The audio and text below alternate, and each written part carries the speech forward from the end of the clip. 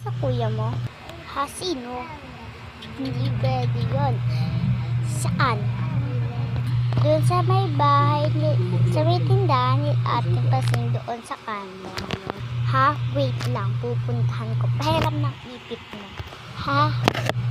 Eto, kung mo iwawala yan, favorite ko to, ha? Akin na to. Wait lang, ha? Eto. Anong gagawin ko dito? Ang gagawin mo dyan, dikdikin mo at kainin mo ng buo para manahimik ang bunganga mo. Manahimik ka dyan. Nag-ipit lang ako ng buhok ka kanina. Ba't ganun ang itsura ko? At so, aanuhin ko lang ito. Hindi pwede.